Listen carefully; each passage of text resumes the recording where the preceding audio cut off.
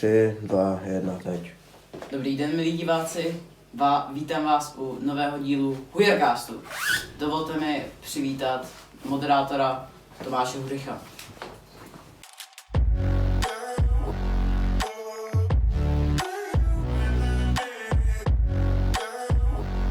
Hujercast, nejlepší podcast v České republice. Dobrý den. Tak co, kdo k nám dneska přijde? Dneska k nám přijde učitel tělocviku a občanské výchovy, pan učitel Jakub Kos. Pojďte k nám. Dobrý den, pánové. Dobrý den všem. Tak, Co vás k nám přivádí? No, hlavně vaše pozvání. Jo. Tak rovnou na začátek, máte nějaký dotaz jako ohledně tohle podcastu nebo něco, co by vás zajímalo? Asi nemám. Zajímá mě, jak to pak bude na konci vypadat, ale to už je. To se dozvíte 18.12. Výborně. až tak pozdě. Jak pozdě? Prosím tě, to je úplně kratoučký. Tak jak jste se dostal na tuhle školu? No, v podstatě tak, že jsem předtím jezdil na lyžařský kurzy s touhle školou a vlastně ve chvilku, kdy jsem měl před státnicema, tak mě oslovila paní ředitelka Hluk, který mě chtěl učit. Jsem řekl jo a nakonec to vyšlo a jsem tady. Nabídá vám občanku i tělocvik nebo jenom tělocvik, jak jste si třeba vybral občanku? Ještě takhle konkrétně to nebylo, to se řešilo až potom, až ve chvilku, kdy už vlastně jako bylo dohodnutý, že tady budu učit, tak až následně na to se pak řešilo, jako, nebo tak s tím tělocvikem se asi nějak tak počítalo a s tou občanskou výchovou asi taky, ale jako nebylo to tím, jako, že bychom se bavili před tím, co konkrétně budu učit. Máte nějaký zajímavý historky třeba z vejšky nebo ze základky a takhle? Jestli jste byl hodný student nebo producerář? Určitě mám, ale já nemám moc dobrou paměť, takže si jich spoustu nepamatuju. A některý asi jako nejsou úplně publikovatelný do veřejnosti. Jo. Co se stane na kurzech, zůstává na kurzech, myslím teďka na vysoké škole. Tak vy prej hrajete lacrosse, jak dlouho už ho hrajete? Nebo jak jste se k tomu dostal? Jasně, no dostal jsem se k tomu primárně, takže že mě kamarád vlastně, který to hrál, tak mě pozval na zápas. A potom vlastně to přišlo docela dobrý, zároveň v tu dobu už jsem jako dlouho hrál basket, dělal jsem tam i rozhodčího a už jsem toho byl nějaký jako přesycený minimálně jako herně. Nebo respektive chtěl jsem vyzkoušet něco nového, tak jsem to vyzkoušel, v podstatě jsme se jenom dohodli, nabral mě, dojel jsem na první trénink a od té doby to hraju, což byl rok někdy 2008. A někdy 2014 nebo 15 jsem zase z důvodu jako pracovních, kvůli tomu, že jsem začal trénovat basket, tak jsem přestal hrát lacrosse a někdy, teď já nevím, po první vlně covidu nebo něco takového, teď si nejsem jistý, možná před ní, teď nevím, jsem začal se zase vrátit, začal jsem hrát a teďka pořád ještě aktivně hraju. Jak se vám vlastně jako líbil nebo nelíbil koronavirus, ta covidový období, ten lockdown, jaký bylo pro vás to učení? Tak to učení bylo náročné. Nejen jako vůbec, jako nějak, ani nechci říct zvládnout, protože nemám pocit, že ty hodiny by se daly říct, že by bylo jako nějak skvělý, nebo dobrý, ale vůbec se přizpůsobit tomu způsobu toho učení, který byl najednou online, tak to určitě bylo náročný, zároveň tu práci dělám, protože se setkávám s lidma a tady najednou jsem se s těma lidma nesetkával a to je vlastně na té práci asi to nejzábavnější, nejzajímavější. Takže náročný a jak to, jestli se mi to líbilo, nelíbilo, já se to snažím brát, že to bylo. A nějak se s ním člověk jako popasoval, nějak se s ním vyrovnal. Nevím, jestli do jaký míry si z toho někdo něco nese nebo nenese, ale nějak tomu nemám ani kladné, ani nebo jako jasně bylo to bláznivý, najednou prostě celá země, nebo celá země koule v podstatě se zastavila nebo zůstala doma, ale nemám k tomu nějakou konkrétní emoci. A jak bylo teda na té škole, tak 2018 nebo 2019, nebo jak dlouho učí na té škole? Jestli víte. Tak, teď jsou septimě, takže loni sextě, předloni kvinta. Teď jsem tady 5. rok, jestli si to dobře uvědomu, takže nějakých 2023, 4, no 8, zhruba 2018, vychází to něco takového, by to mělo být, no. Tak to se zažil s tou koronavirus, jako s tou pandemí, tak jako skoro 50/50, že? Jo, já jsem to měl v podstatě, jestli si dobře uvědomu, tak tam ještě bylo něco, že po roce a půl, co jsem učil, tak po doby přišel ten koronavirus. No. Takže to bylo jako, že vlastně moc neměl za sebou a najednou úplná změna. A vy ještě děláte team buildingy? Jak to vůbec bylo o tom covidu? Jako úplně to přestalo nebo... Ne, team building jsem musel samozřejmě skončit ve chvilku, kdy jsem začal pracovat, protože respektive takhle, možná bych to nějakým způsobem teoreticky stíhat mohl a tím, že vlastně učím a ještě trénu a oboje to je zaměstnání, tak vlastně ty team buildingy už nestíhám, protože jako není na to čas, jsou dost často v týdnu a je to v těch měsících jako září, říjen většinou a květen, červen, což hlavně ten červen, květen jsou jako ve škole přece jenom trošku hektický, maturity, uzavírání známek, různý výlety, že školní, třídní a tak dále. Takže tam to už bohužel nedělám z těch důvodů. Takže jste jakoby dělal team buildingy, trenéra, hráče basketu a učitele a ještě něco kromě toho? Ne současně všechno, ale postupně. Tak z těch brigád, kterých jsem si prošel, jako bylo víc, nějakých 14-15 mě velmi jako slušná brigáda vlastně, když já jsem to nedělal úplně kvůli penězům, ale ten výdělek z toho byl velmi dobrý. Protože jsem dělal rozhodčího basketbalu. Tak různě, chvilku jsem pracoval i v baru. Co tam byl, pak nějaký obchody, ale je to spíš tak jako, že člověk jako něco mu vypadlo, nebo třeba na léto, když nebyly soutěže, tak potřeboval nějakou brigádu, takže takovýhle brigád jsem si zkusil jako několik. A vy jste dělal nějakou řidičskou firmu? Jo, no to bylo na vysoké škole na začátku, to je rok 2000. V čem to spočívalo? 10, 11.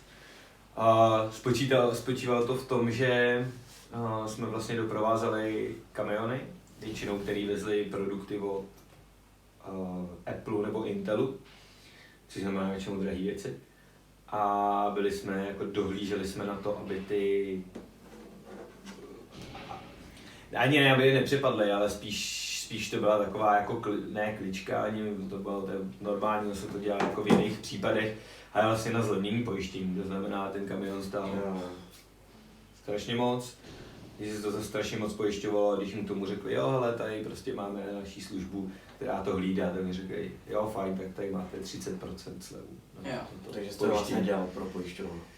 To ne, já jsem byl jako zaměstnaný, takhle, jako technicky za to jsem byl úplně externí firma, ale ta byla jako zaměstnaná s těma kamionema, ne s tou pojišťovnou. Jako ty kamiony, nebo nevím úplně přesně, jaká byla struktura toho, ale jako chápu to nějak ve smyslu toho, že jako ty kamiony nebo dopravce si nás najmul, aby jsme to jakoby hlídali a pak mohl říct té pojišťovně, hele, já se snažím, aby to bylo v bezpečí a v tu chvíli ta pojišťovna řekla OK, tak tady máte jako slevu. A stalo se vám někdy něco jako neobvyklého, že by tam, nevím, přišel někdo, že by se tam třeba ochomejtal a jako vypadalo by to, že by to chtěl ukrást, nebo jako nic takového se nestávalo? Ne, žádný problém nikdy nebyl, my jsme tam ani nebyli od řešení problémů, my jsme byli fakt, jako ten náš hlavní účel byl tenhle. A maximálně jako instrukce jsme měli takový, že když se cokoliv bude dít, tak si máme zkusit zapamatovat značku jako SPZ toho auta, případně nějaké okolnosti a vlastně ujet, protože na druhou stranu ono, jako zužitkovat ten kamion, jako toho Apple, ale i Intelu, když by tam byly jako notebooky, tak tam podle mě už se jako nedá prodávat ten produkt, protože nějakým způsobem jako by se to buď vytrkovalo, nebo to tam mohlo jít maximálně o to, že by si třeba vzali z těch mikročipů nějaký drahý kovy a to už musí dělat někdo, kdo jako ví, co dělá. Jo. Ten už by tam jako nepřijel v jednom autě s baseballkou v ruce. Jsem si z toho dělal stranu, že by tam musel přivítnout s vrtulníkem a odletět s tím kamionem rovnou, protože tam jako nedokážu si představit moc jako přímý využití toho, že by jako tam ukradli iPhony a pak je vzali a za rohem na ulici jako prodávali, nehledě na to, že ty iPhony podle mě si myslím, že by šly zablokovat jako online. Nevím jak ty Intely, ale řekl bych, že Apple tohleto by měl pohlídaný a říkám, jako sice je to 10 let zpátky, ale v tu dobu byl Apple jako docela nebo dost zavedená firma. A nelákalo by vás být jako doteď nějaký, já nevím, ochránce, bodyguard nebo nějaký takový jako člověk? Když si to už ale ne, já úplně nemám rád jako fyzický konflikt. Jo. Jako na hřišti dejme tomu, ještě tam to jako patří to k té hře, má to nějaký pravidla a takhle, ale jako neměl. Taková, to je jedno, máte rádi Star Wars? Jo, mám rád Star Wars moc, jakože určitě je něco, co jsem neviděl kol teďka, jak Disney jako roztrhl pytel s těma všema seriálama a takhle, ale i Ahsoku vlastně jsem viděl asi 2 díly, když mě to úplně nechytlo. Vím, že tam je tam pár seriálů, kterých jsem to, ale ty samozřejmě hlavní dějovou linku jako znám, tu starší jako i docela dobře, protože se na to kouká hodně jako menší, mladší. A i nějaký ty doprovodný filmy, seriály, jako jsem zvládl, takže Star Wars. Animovaný seriály jste taky viděl nějaký? Jo, já třeba můj asi nejoblíbenější seriál z těch Star Wars je Star Wars Rebels. Což je vlastně minimálně tou grafikou, tou animací, to vypadá dětsky docela, ale zároveň ten příběh jako není úplně dětský, propojuje vlastně, co to propojuje, 3, 4 plus minus, i když tam ještě někde do toho je ten Rogue One, ten film, ale tak. Máte nějakého oblíbeného zpěváka nebo kapelu? No, Red Hot Chili Peppers určitě. Jako asi bych jich našel víc, toutou ještě třeba, ale ty Red Hoti jsou asi úplně nejvíc, protože ty poslouchám, nevím, 8 let. A jaký máte, jako, když se vrátíme k tomu Disney+, tak co máte? Jestli máte Netflix, HBO, Disney+, to máte všechno? Všechno nemám, tak bohatý nejsem. Většinou jako střídám to podle toho, teďka mám třeba Netflix, hlavně kvůli dokumentům a samozřejmě nějakým filmům, protože když neberu produkci Disney nebo na to napojené věci, jako jsou ty Star Wars, tak jasně jsou tam nějaký pár starých seriálů, Simpsonovi, How I Met Your Mother a takhle, ale když se člověk jako něco novýho, tak zatím ten Netflix mi přijde, že jako vede. Takže teď mám Netflix, ale nevím, 2 měsíce zpátky jsem naopak měl Disney, právě protože jsem měl nějaký období Star Wars, kdy jsem to sledoval, nebo občas na něco kouknul, takže to takhle střídám. Ale vlastně nic kromě těchto 2 jsem neměl. Jednou HBO, ale to bylo konkrétně kvůli jednomu konkrétnímu seriálu, takže to bylo jen na chvilku. A už nevím, jak se jmenoval ten seriál. Ale myslím, že tam hrál Nicole Kidman a teď nevím, myslím, že Ben Affleck. Myslíte si, že šachy jsou sport? Z definice ano, ale jenom mi tam trošku chybí ta fyzická stránka toho sportu. A box je sport? Normálně? Jo, určitě. A když zkombinujeme šachy a box, tak dostaneme šachbox. A je to velmi zajímavý sport, kde máme 11 kol, kde se nejdřív hrajou šachy, potom se mlátí, ale se to furt opakuje. Po 3 minutách a skončí to, dokud buď jeden nedostane mat, nebo... Knockout. Přesně. Mě by to hrozně zajímalo, a teď to nemyslím jako špatně, ale jako jak vypadá člověk, který jako, nevím, ten dělá šachovou výměnu nějakou, nebo rošádu a takhle, a pak prostě se zvedne a jde se řezat. Jako s boxem, zajímavý sport. Nenapadlo by mě propojit ty dva sporty. Tak. Máte rád americký fotbal? Jo, každoročně koukám na Super Bowl už 5-6 let. Ale nevím, jestli mi to teda vyjde letos, protože nevím, jak to přesně vychází a jestli tam jako budu mít to volno druhý den, protože mu to končí asi v 5 ráno. Ale měl jste v plánu se tam někde podívat na ten Super Bowl? Já nevím, to bych musel prodat podle mě obě nohy, jako obě ledviny a ještě bych musel dost doplácet, protože ty lístky na ten Super Bowl jsou jako neskutečně drahý. A ani neměl. I z hlediska toho, jako když se koukne člověk na ty stadiony, obrovský, krásný, musí to být zajímavý, ale nejenom ta cena, ale pokud opravdu za to nedá jako celoživotní plat, tak podle mě tak si nedovedu představit, nebo neumím si představit, kolik toho vidí. Jo, protože když jste někde na tom horním prstenci nebo v těch posledních, řekněme, jako 10 řadách, přesně, tak vidíte. A hlavně jako pravda, že dneska už je to jako lepší a myslím, že ten servis té televize z hlediska toho amerického fotbalu, zrovna tam ta televize pro mě dává velký smysl. Takže řeknu možná jako nešikovně, ale jako on je do jistý míry nudnej ten americký fotbal, jako naživo, nebo ne naživo, ale jako koukat se na celý zápas, jako kouknu, bum, písk, OK, a teď jako minutu můžete jíst ty křídle, že jo, nebo ten hambáč. A pak zase jako 10 vteřin akce a jasně, že to má kouzlo, má to svůj smysl, ale v té televizi, že vám tam dají nějaký replay a reklamy, třeba se střih ze sezony a takhle, takže vlastně tam nějaká ta interakce, něco tam je furt, ale jako na tom stadionu, nevím, ani by mě jako nelákalo jít se, pardon, já vás tady někoho se dotýkám pod stolem. Takže to by mě nezajímalo asi i z tohohle důvodu. A máte rád i rugby?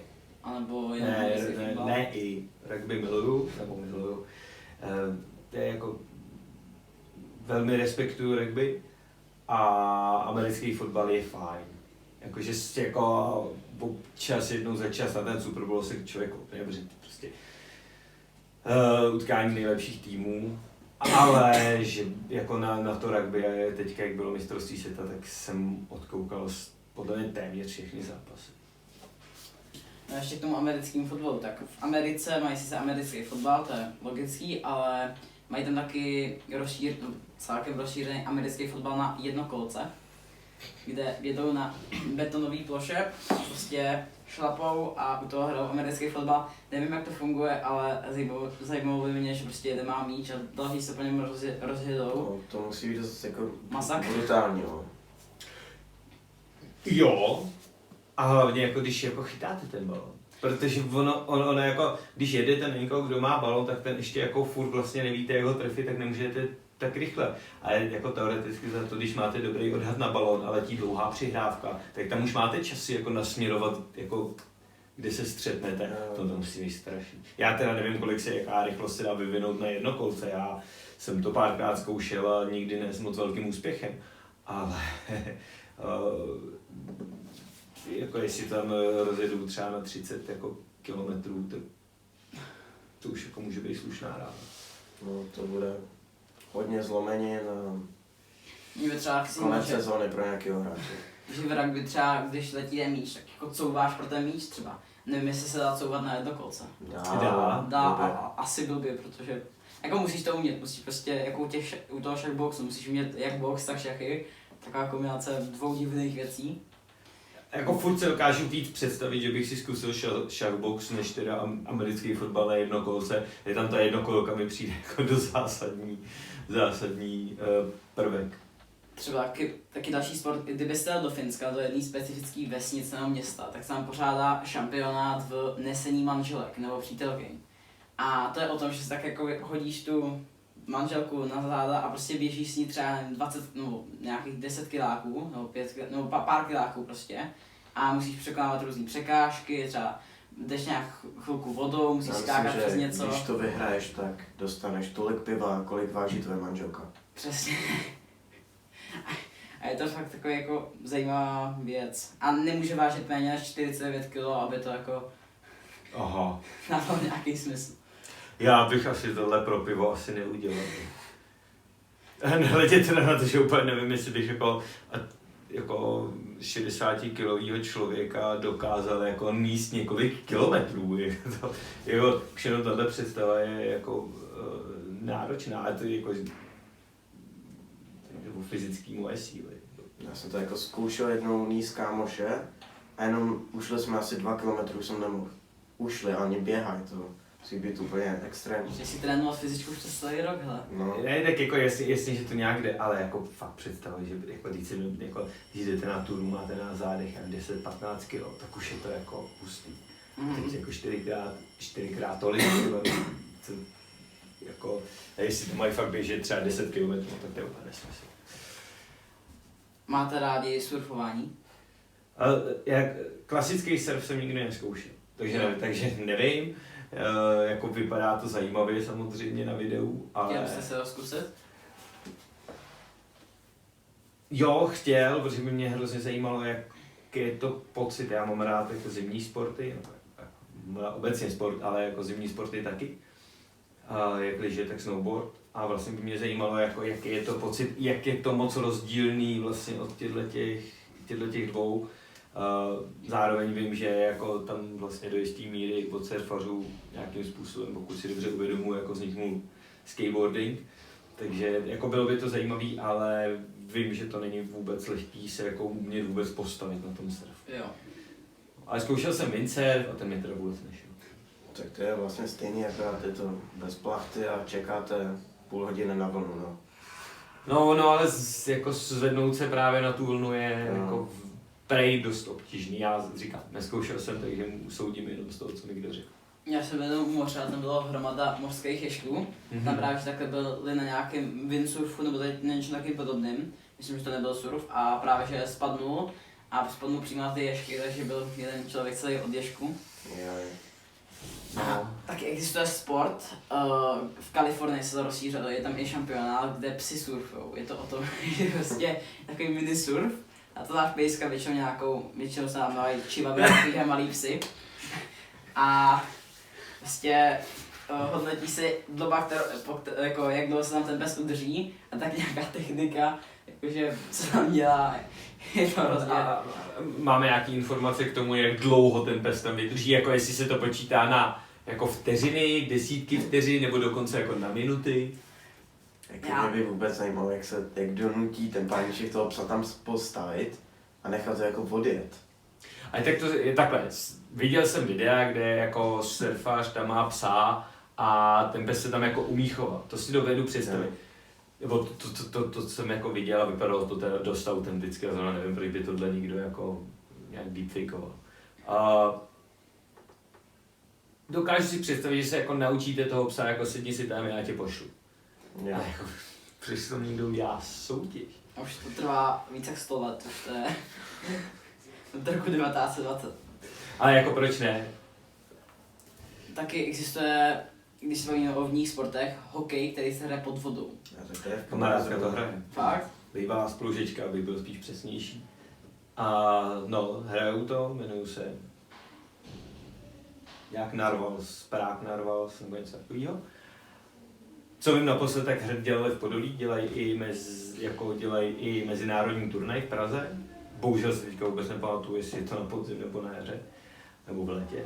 Ale rozhodně, jako kdyby si to někdo chtěl vyzkoušet, tak tam určitě budou mít možnost. Co vím, tak jsou otevřený jako každému zájemci, který by si to chtěl vyzkoušet. A vlastně nevím, ale předpokládám, že asi bude víc těch týmů v Česku, ale asi to nebude úplně jako ohromně rozšířený sport. Mně to přišlo zajímavé, že prostě máš nějaký puk, který, no puk normálně drží jakoby u země, ale že jako tam hraješ s hokejkou a hraješ prostě pod vodou, že to přijde tak jako skoro nereálný, že Tak jako Ne, musíš to funguje. umět dobře zadržet dech, umět dobře využít ten dech, abys mohl plavat pod vodou a takový opačný vodní poloha. dobrý taktiky, že když se každou jako minutu musíš nadechávat. Minutu. No, To Takže 20 vteřin, jako třeba. Ještě A to si myslím, že ještě ty silnější. Nebo nevím, ale jako musíme brát, že tam jako furt aktivně jako No. pracuješ v tu chvíli, to tělo ten kyslík spotřebovává. Já nevím a myslím si, že to musí být právě takticky dost náročný právě v nějakém tom prolínání toho, že a jako kombinační. Že jo, jako ne, možná takový jsou, ale jako aby někdo vplul do vody, vzal to úlostní brány, proplaval jako celý hřiště a zavěsil. Ani vlastně nevím, jak přesně je velký to hřiště, ale tak či tak si myslím, to že... mám podle mě těch 25 metrů jako normální bazén. No, tak jako to... Ale i jako s hokejkou přeplavat jako bazén třeba tady v Čáklicích by mohlo být zajímavý jako. Jen nakolik asi to budou mít na víc nádechů, ale to je jako na jeden nádech. No, Jasně, tak plavci asi jako nebudou mít problém, asi bych si ukázal představit, že jako plavec to běžně může dávat jako tam zpátky, možná pod vodou třeba. No, Ale- ještě se vyhejbat a... No jasně, pak tam máte ty blázny, myslím soupeře, který vám to chtějí překazit a nějak vám do toho šťourají. Takže myslím, že tam to bude takticky a kombinačně jako náročný v tom, aby vlastně se tam nějak jakože přihrajete, jdete se nadechnout, mezi tím už někdo, že musí být ale dole, aby přijmul tu přihrávku a dál hrál s tím pukem, že nemůže celý tím najednou se jít nadechnout. To jako vůbec koukat na ten zápas nemusí být. Vy občas jako vidíte se někoho vydechnout nahoru, vlastně nic nevidíte. Jako tam to musí být hodně průzračná, abyste něco viděl. Buď, anebo to chce pak takový ty, jak to máte v akváriích a v Jo. zoologických zahradách, že jdete Jasný. jako pod úroveň a koukáte jako... A to bylo chytrý, byl nějaký takovýhle bazén. Já dokonce, a teď nevím, kde to bylo, myslím, že to bylo ve Španělsku v jedný, protože dávno jedna kamarádka pracovala, nebo byla na Erasmu ve Španělsku na univerzitě a tam právě měli normální školní bazén a vlastně z jedné strany, si to dobře uvědomím, jak z jedné strany, jako ten bazén byl malinkovejš, než byl zbytek té školy, nebo ne celý, ale prostě toho přilehajícího okolí. A vlastně, jak byl zvednutý, tak to právě bylo prosklený a oni to využívali i na výuku plavání, že když jako někoho učili, tak on tam skočil a oni tím jako viděli pod vodu, tak samozřejmě ho mohli lépe jako opravovat a říkat mu co a jak. Takže tohle by byla jako... Ale byl to jediný z takovýchhle objekt, jako bazén veřejný nebo školní, kde jsem viděl, jako, že se dalo koukat tímto způsobem do té vody. Vy nás teďka máte vlastně na tělocvik a my jsme na začátku roku hráli baseball, jak vás to napadlo? Že budeme hrát baseball. Byla tu baseballová pálka. A tak snažíme se nějak dělat to zajímavější, nebo prostě abyste si vyzkoušeli co nejvíc sportů. A tohle je něco, co tak nějak v rámci našich možností šlo a těma možnostmi nemyslím jenom materiální, ale i třeba početní. Jako bylo by hrozně fajn si zkusit jako badminton, ale jako badminton hrajou 2 lidi. Já tam mám toho váku. Jo. Takže jednak vybavení, že bychom těch badmintonových vybavení museli mít strašně moc, a za druhý jako představa, že já nevím, máte 20, 25 dvojic, No, to je... kam to dáme, že jo? Aby jsme to nějak směřovali ke konci, myslíte si, že ananas patří na pizzu? Jasně. Jakože, A ještě o čem se tady bavíme vůbec? rychle. Já si třeba myslím, že ne, ale podle mě všichni se shodneme, že ne čokoládová pizza. Hele, v pohodě, máš právo na špatný názor, ale prostě počkej, jako To je hrozně dobrý. Nutella, banán, jasně, na pizze, Na to pizzu. skvělý. Jo, to máš prostě těsto a tam až po upečení, nebo podle mě až po upečení, Až tam, po. tak se dá Nutella, třeba banán, ještě šeláčka. To je tak strašně dobrý. A ještě třeba to posypá nějak kakaem, nebo tak. I tak chcete jako dostat cukrovku, nebo... Ale to je fakt dobrý. to jako, to pizový těsto je v základu dobrý, ani není tak slaný a prostě můžeš na to dát skoro cokoliv, to je podle mě lepší než ananas. A to já mám některý cukrovce, když jako se rozlínu občas po chodbě, kolik se v naší škole jako vypije energetických nápojů, tak jako, či si dáš jednou za půl roku, protože on si ji nemůže dát moc často, protože to je fakt jako na chuť, to není jako, tak jako jednou za půl roku, to má asi nějaký jméno, já si nepamatuju teďka jak, si dá takovouhle pizzu, si myslím, že je jako mnohem lepší, než si dá každý den půl litru Tigera. Já se asi přikloním spíš tomu, že bych si dal ananasovou pizzu než čokoládovou. Když se bavíme o jídle, máte rádi sýr? Ano. A byl byste ochotnej běžet za sýrem tady v Anglii, tak je taková jako... Jo, oni pošlou ten velký Ano, sýr. oni pošlou ten velký sýr a oni to je, já jsem viděl video asi půl minutový, to je strašný masakr, tam se rozběhne se třeba 30 lidí najednou a oni prostě běží z toho kopce úplně, to je jako když malý dítě prostě běží z toho kopce, tak úplně mu říkáš, že se to zastav, a oni prostě běží rychleji a rychleji a jsou tam potom hrozný zlomeniny a tak. A používá se ta už jenom replika a stejně když doběhneš, jako kdo se první dotkne toho sýra, tak vyhraje nějakou, já nevím, třeba 10 kg sýra, prostě obrovský jako množství sýra. A už jsou to nějaký mistři, který to prostě vyhrál třeba každý rok. Protože všichni ostatní mají zlámaný nohy, že? No a tak moc asi sír nemiluju. abych to dělal jako, abych kvůli tomu běhal z kopce. Nějaký můj nakonec.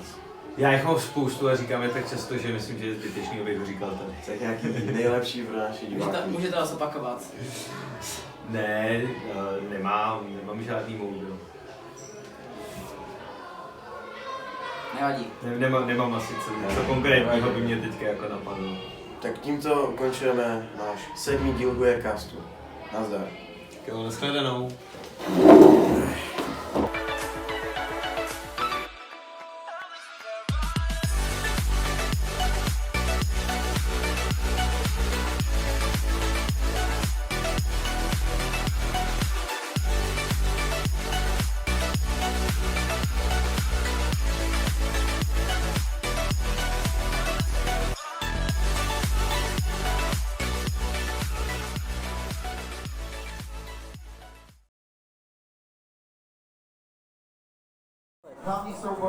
Zdar lidi, poslouchejte Guercast, nejlepší podcast ve středních, jižních, východních, západních Čechách i Moravskoslezském kraji.